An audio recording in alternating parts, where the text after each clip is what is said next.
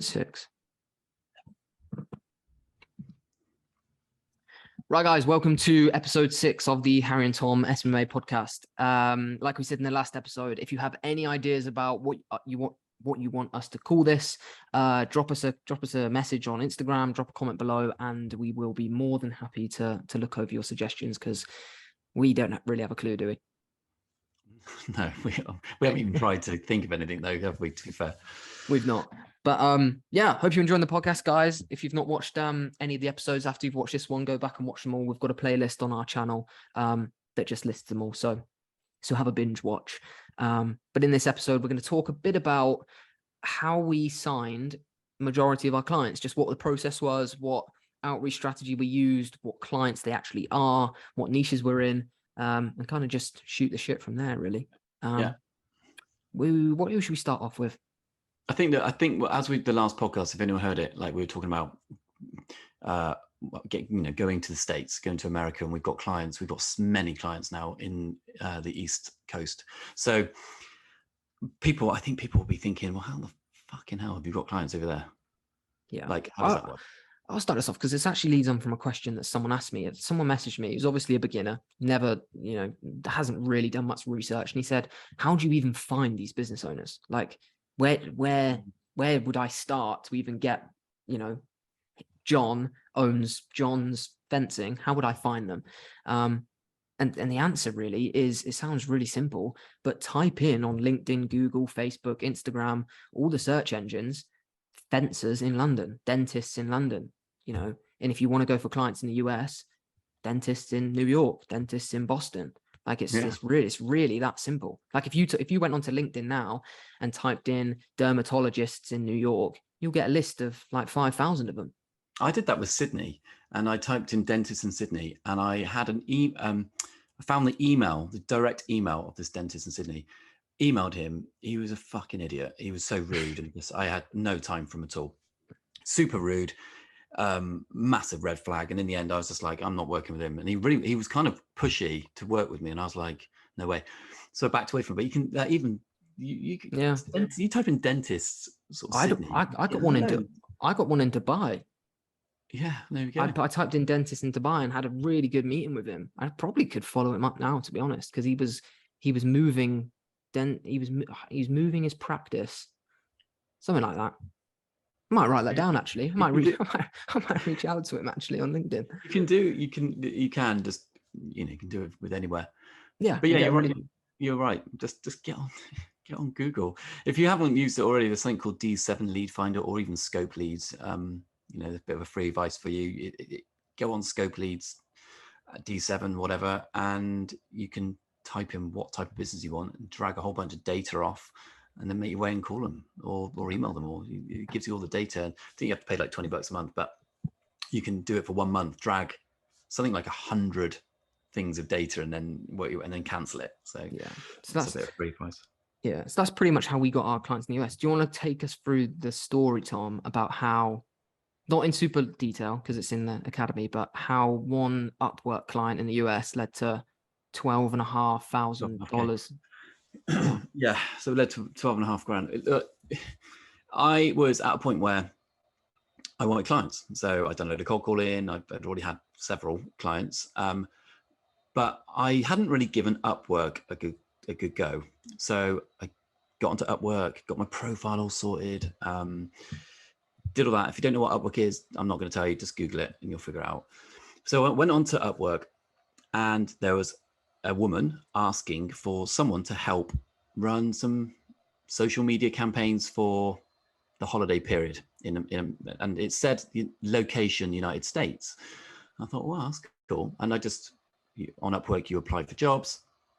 So I applied saying, hey, your business looks cool. Checked you out online. Would love to work with you. I'm based in London. I'm based just outside London. Let me know when you're free to get on a call. Would love to go through it. Right. Didn't hear anything back for ages. Anyway, she came back to me and was like, Tom, I'm interested in what you're saying to me. Sounds good. So let's get on a call. I then go, this is the most bizarre bit, is I then was with another client. I went to see them just down the road from where I lived, actually. It was a landscaping business. I'm sat there and I forgot I had this call. Like, I'm sat there chatting to this client and we're going through things, and it pops up on my iPhone, like meeting that this person's joined my Zoom call. And I was like, shit, I've forgotten all about this woman. Like, and I was in my head, I was thinking, I'm gonna have to not show up for this call because I'm really I'm on a client meeting with someone else. And I thought, no, that's not what I do. That's not good business practice. That's really unprofessional. And I said to my clients, I was like, look, guys, I've got to do a quick call. Really sorry, do you mind? And they were like, no, pop out and do it. So I went out and I'm in the car with really shit phone service, get on Zoom with this lady, and there's a really long delay. So I'm talking, it's like, I hate them. It's a good 15, it's probably a 10-second delay. It was outrageous. So, we're then talking and, I can tell we're vibing and she's like, yeah, I'd like to work with you. And then I managed to get her on another call, like a week later where I had better connection. I was a bit more prepared, but I kind of overlooked it. So then we just started working together, and I didn't charge her huge amounts for this job. It was only meant to be a 2-week gig, and I charged about $700-800, I think, something like that. I can't even remember. So then how did it lead to us? So that became my first US client, basically. That one individual referred me by word of mouth. Now, word of mouth is the most amazing outreach you can ever do, which is why don't treat your clients like shit, because it will bite you, because they'll be willing to tell you how shit you are quicker than how good you are.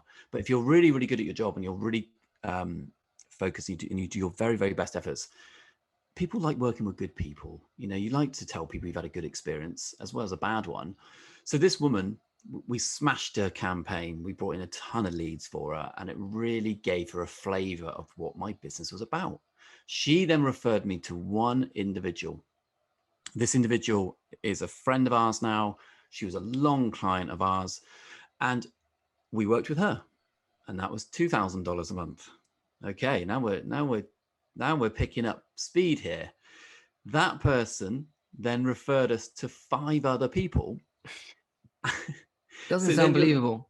So then you go from like another $1,000. Now we're talking another $2,000. Now this client we've won at $3,000, $800, $1,200, and before you know it, we've got a network through just nothing but referrals. But it all started from, I don't even think it was $700. I think I charged Rach. No, it's her name, Rach. Disclaimer. I think I charged Rachel. I think it was like $400, might have been $400. I really can't remember. I'd have to go back and check. I remember it wasn't a lot. I remember you telling me. It wasn't huge amounts of money. It was only a 2-week gig. So for a 400 one-off fee to run some ads for her, lead gen, which is a really simple. It's not simple if you know how you're doing it. It led to monthly reoccurring revenue of $12,500. It's mental. When you break it down, that gave us a massive drive on our, not just getting over the pond, but in terms of our agency. At this point, our agency was well and truly merged together. And you'll find that, guys, when you launch your agencies, when you get a client in a specific area that knows other business owners, all you need to do is ask for referrals. That it will sometimes take you to ask them. That's not a bad thing. If you can get on a call with them, providing you'll get good results. If you're really doing a bad job for them, I probably wouldn't ask them for a referral, because it's a bit of a kick in the teeth. If you're doing a good job for them, there's no reason why you can't just message them or on the call with them say, oh, guys, we've got a few open spots in our agency. Do you have anyone that you think could really benefit from our services? If you do, we'll dock something off your fee as a referral fee, or we'll give you some cash back if you do. And that will spur them on to refer you to more people. But what you'll find is, once you find a business in one area, your business will grow within that area. It really will. And that's why you look at businesses of all people, you look at mortgage firms, you'll see they'll congregate their offices in different places. Same with any business, they'll have offices in different places. That's how that happens, by referrals and growing your customer base in certain areas. That's what you really need to do. And once you get to that place, you'll actually, if you're thinking, oh, I don't think I can do outreach forever, I don't think I can do cold calling forever. And you can't. Well, You can't, and you don't need to. No. Once you get your foot in the door and you deliver good results, you won't have to do any outreach. You really won't. I think the tipping point is about, depending on the client, but I think it's about 8. Once you get 8 clients, Yeah. I think it's about 8, I would say. Once you get 8 clients who are paying you regularly, you'll find that people will, your outreach will drop dramatically. your outreach will drop, because you won't have quite as much time to do the outreach either. I think that I talk a lot in the academy with our students, and I talk a lot on my Instagram about inner circle. And when you're starting out, you want to be hitting your inner circle, and people are probably thinking, what do you mean by that, Tom? Well, what I mean is, you all know someone who knows someone who knows someone who knows someone who has a business. Like everyone knows a business owner, whether it's a gym owner, it could be a cafe owner, a restaurant owner. They might have their own mortgage company, I don't know. But like, people within your inner circle. Could be your parents have a family friend that has a business. Tap them up, get to them. But then you get to the point where you want to tap up your client's inner circle too. So, who is your client? How good is your relationship, and hopefully you're doing a good job for them. Otherwise you are a bit fucked, like Harry said. But once you get to that point, say to them, right, what's your inner circle looking like, Jane? And when they do that, how easy of a sales meeting is it when someone's referred you to them? Because the dynamic completely changes. Negotiation disappears on price. You can't go in at like $5,000 retainer a month. You can if you're delivering enough service to warrant $5,000 a month. But like, yeah, it is amazing how the negotiation side of that really I would say actually it is almost eliminated. It is, because someone's telling you. It's like, I'm trying to think of a good analogy here. It's like me telling my friend that, oh no, that's a shit analogy. It's just, I don't know. We're going down the analogy route again, Harry. We're going come up with Eskimos. What was it? Eskimos eating ice cream or something, wasn't it? The Eskimos that buy yo-yos or something. I can't think of one. But it changes it, because they're telling you that they're paying that price. So they're telling the client for you that you're worth that money. But on a normal cold kind of sales meeting, no one's vouching for you that they've paid. You can say that through a testimonial video, but it's called, for those listening, it's called pre-selection. So you've been pre-selected by your client, and they basically are putting their necks on the line for you to recommend you. And so therefore that person who could now become a client goes, well, why would that person, they're using them, so they must be good. Why would they even be telling me to use them? So that's more social proof for you, and you're becoming pre-selected. So when you start getting into that world where you become pre-selected as an agency, you don't need that. You can't be nickel and dimed. And what I mean by that is, people haggling you down from $1,500 a month retainer to $500. You don't need to. Yeah. You're pre-selected. Yeah, and because then your argument is, well, I'm not dropping my price, because that there's other people that pay that price, and that's what I'm worth. Yeah, that's what it is. It is. One thing of another client I want to talk about is patience. Patience in signing clients from that initial outreach method, because one of Tom and I's highest paying retainer clients took us well over a year to get the deal over the line. Actually, I reached out to him on LinkedIn before I even knew who Tom was. And then Tom and I... we're talking about different people. Okay. Are we? I'm talking... Yeah. You're talking London, I'm talking about. The London one. Yeah. So I actually reached out to him before I even know who Tom was, and then he ended up signing to a different agency I originally reached out to him through. So I originally reached out to my person agency, and then he signed on to Tom and I's. And the reason why that took so long, I don't actually know the reason why it took so long. It's just the type of person he is. But that first outreach method, I got him on a meeting, set all my cameras up, set my lighting up, and he didn't show up. He didn't show up to the second one, didn't show up to the third one. Left it for a long period of time, and then he actually wished me happy birthday on LinkedIn. And that's so him, isn't it? Knowing him as we know him, that is so him. Yeah, just didn't say anything about not showing up to the meetings. Just wished me happy birthday, and he'd replied to a few of my posts on LinkedIn. And eventually got him on a call. Actually, you know, then I cold called him. Well, it wasn't really a cold call. I just gave him a call, and then he ended up signing. So it's the patience that I think a lot of people lack, where people will get someone on a cold call and they'll want to sign them on the cold call, or they'll want to sign them on the next meeting. They're not willing to just send them away and say, right, just you think about it. Go talk to other agencies. Go shop around and just listen to the shit that you're going to be told, and then come back to me. And they always come back to you. It's when you're really you pressurize the situation so much that they end up pushing you away because it's too much. And that comes from being that you come across desperate, and that's desperation, because you really want to get that client, and you want to be able to say, God, I just signed my first social media marketing client. Yeah. And it comes from desperation. But yeah, no, you do have to be patient. Listening, people are listening to this. Yeah, that's a great example. But but this is not a new thing. This is not it's not exclusive to social media marketing or to having a marketing agency. This is sales. This is what we call a sales cycle. And a sales cycle is where you initially have a meeting with someone, and the cycle goes on and on and on and on until that person is ready to give you cash for a particular service. So that is a journey which can be 5 minutes, 5 days, 5 months, a year, 2 years, So that is definitely never write it off. No, never write it off. There's a dentist actually, mate, which I reached out to 2 years ago during the pandemic, and he replied to me. I didn't like his reply, but I get why he replied in the way he did. But I'm definitely reached out to him again. Yeah, definitely.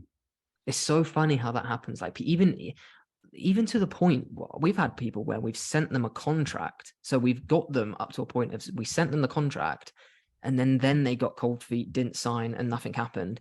And then 6-7 months later, they message us saying, we need to talk. Get on a call, and then they sign on. Like that happens. But that's a side note. Don't celebrate until everything's signed, sealed, delivered. But that's, like I say, that's the process of it. Like you can get to that level, and then they have to go a few steps back to go 10 steps forward. It's just the way it goes, isn't it? But hopefully you're moving them slowly in the right direction. Like most of the ways I sign my clients, well, it's now our clients, isn't it? I'm talking about when at the very beginning was referrals really took control and did it. But before the referral stage, I was on Upwork for the best part of an hour a day for 2 months. Yeah, I was making about 50 calls. No, I wasn't. I was doing about 30 calls a day, not a week, a day. I'd done a load of prep. I had a list of businesses.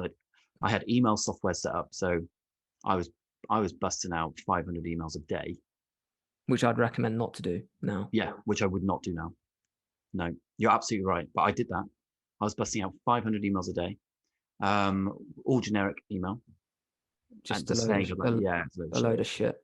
Yeah, it was a load of shit. It got me nowhere. Absolutely got me nowhere. Which we don't teach that in the academy now. Well, we've never taught that in the academy. But that's like, that was the stages. That was the route I was going through. And this is all this is all off my own back. I had no one else doing it with me. I did have a business partner at the time who's a good friend of mine, very good friend of mine, even now. And his agency's doing very well too. So he's a success story in his own right. But yeah, I was doing everything I could just to speak to the decision maker. Yeah, mate. I'm the same. Honestly, like people listen, like I think people. Well, just go on gatekeepers. Yeah, it's just, people give up by speaking to some stupid gatekeeper who just tells them to fuck off, basically. You've got to learn how to deal. If you go on my Instagram feed and check out the video, that's only 30 seconds, about the process in which how to deal with gatekeepers. We teach it in the academy because it's so... The way you teach it in the academy is incredible. This is not a plug, but it's the way... It's such a knack. It's not a script. Believe it or not, I don't think it's a script. Dealing with gatekeepers isn't a script. It's how you speak to them. Yeah. It's the way you engage with them. Gatekeeper. A gatekeeper is designed to screen sales calls. So you're ringing up and The game is on. That's what people forget. Like if you're cold calling, like say dentists, because that's the biggest one people are going to contact with gatekeepers. You're going to ring a dentist, and the receptionist is going to pick up. The receptionist, in big bold writing on her notepad, will say, "Do not pass on sales calls to the principal dentist." Yeah, like they're told that every single day. And when you say, "Can you put the principal dentist on the phone who owns the practice," when he's in the middle of putting an implant in an 80-year-old granny's mouth, no, he can't come and speak to you, and no, he's not going to call you back. Like, it's just like you have to. There's methods around it, but saying shit like that's not going to work. No, and there is a good way of. There's no script as such, as there, mate, but there is a knack to handling gatekeepers. And once you hear me do it in the academy, and you see the way I teach it in the academy, is you do then think, okay, I can do this myself, and just get very used to being told to fuck off, basically. Yeah. What other good stories have we got from clients we've signed? We've had some really interesting ones. You end up forgetting. This is the problem. Is I'd love to have kept a diary. I know of my days. That would have been. We've had one where we were signing two best friends that both had a business that were kind of. I don't know if we can say this or not, but I don't see why we can't say it. It's nothing bad, is there? No, because we love them both dearly. Yeah. So we were in the process of signing a client, and then they referred us to. Actually, no, I can't remember how this story goes, mate, because we were working with them both at a lower fee, and then we came to them with a new strategy because they were launching new products. So they needed bigger services from us. Yeah, and we were trying to get the deal over the line for both of them, separate deals, but getting two best friends across the line who were talking to each other about the fee, weren't they? They were talking to each other about the fee. How much did he charge? How much is Harry and Tom said that they're charging you? How much are they charging you? And then they'd get their heads together to talk about what they could both come back to us with, didn't they? They were like, and it was like a month-long period where we were trying to get this deal over the line, and eventually you got them both over the line. And they were clients for well over a year, weren't they? One was. The other one was a bit of an issue for us in many ways, but we won't go into that. But yeah, that's just there's so many different. It's never as simple as it seems. When you're starting an SMF, you think you're going to have, and this leads on to something that someone messaged me, like, what's the process of calls to meetings? Like, how many calls do you have before a meeting?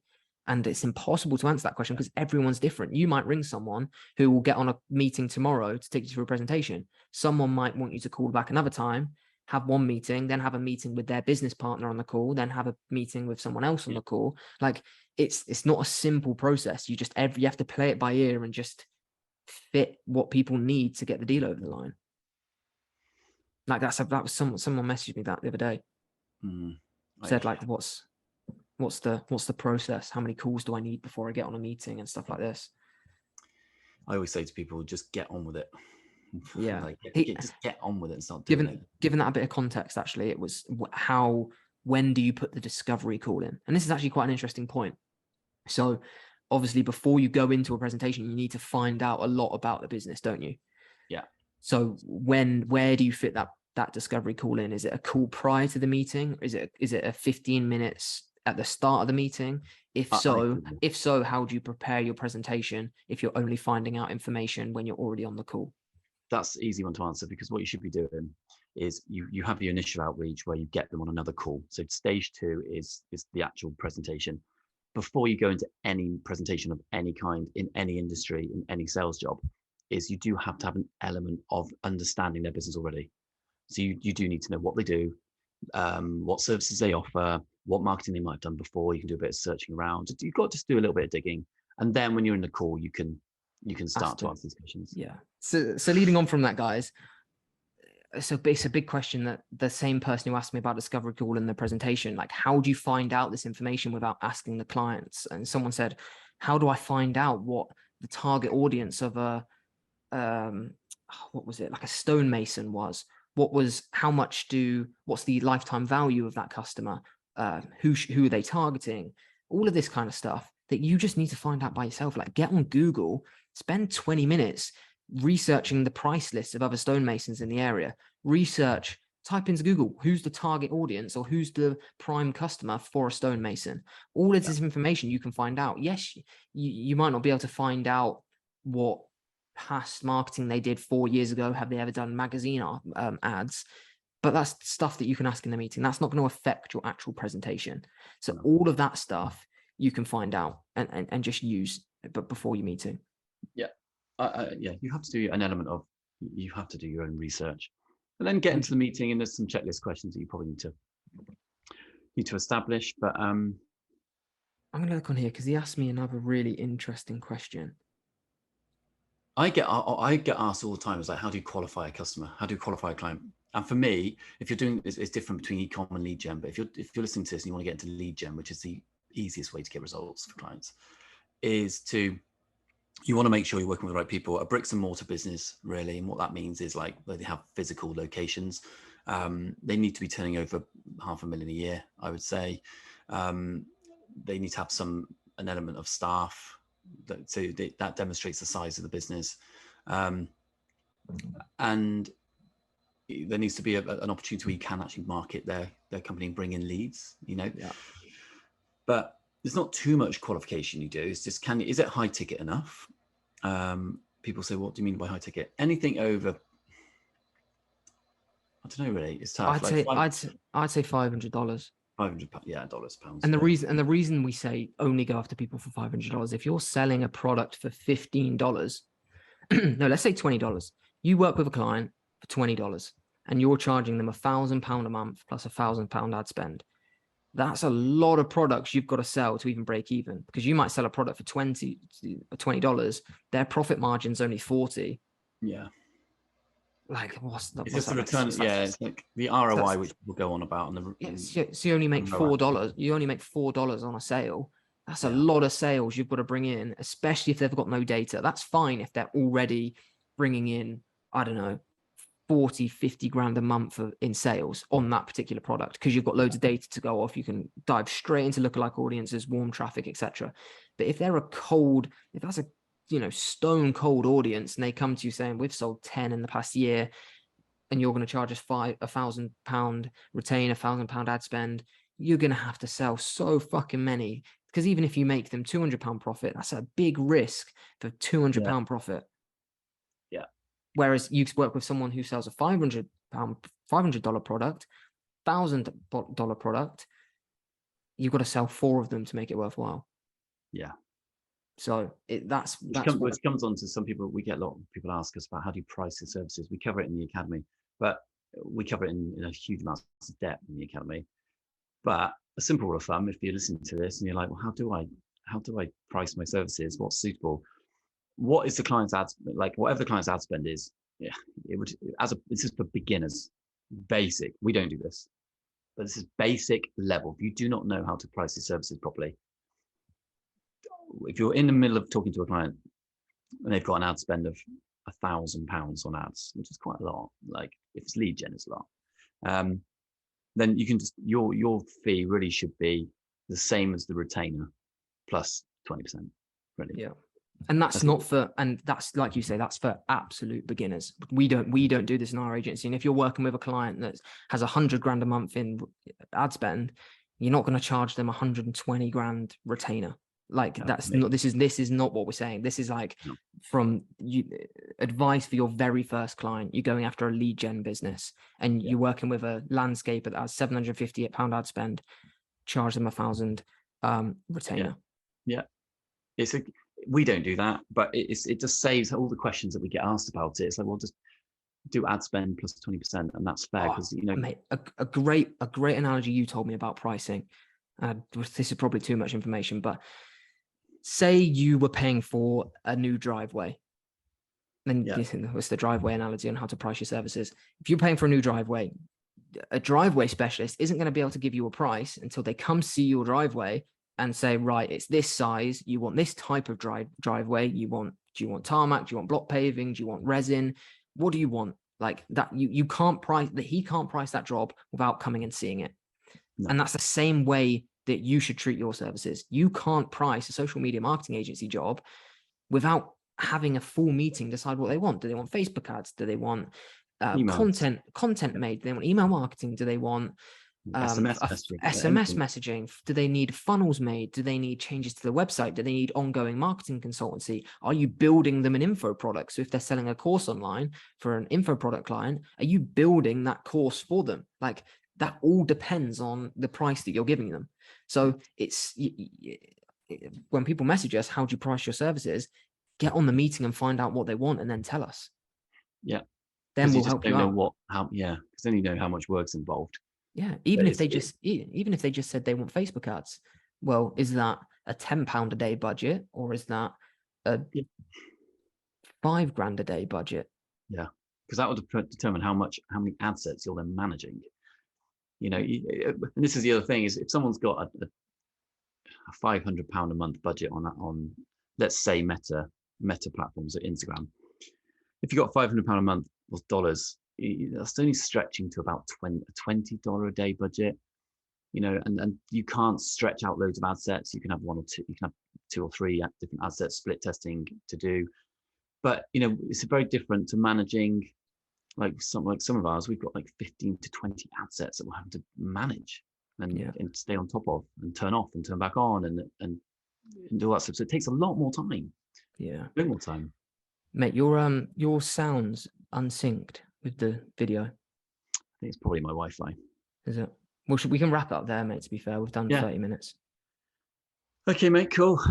Okay, guys, hope you enjoyed that video. If you've not watched the last podcast, there'll be a link somewhere around here to watch episode 5, I believe it is. So if you haven't watched that, drop that a watch, drop a like on this video, comment of what you thought. Also, let us know if you have any suggestions for names of the podcast. It will be uploaded to Apple Music and Spotify shortly if you prefer to listen to the podcast in that way. Yeah, make sure you subscribe, follow us both on Instagram, drop us a message if you have any questions about what we've discussed in the podcast. And we'll see you on Thursday or Monday, depending on what day this is. Cool. See you soon, guys. Nice one, mate.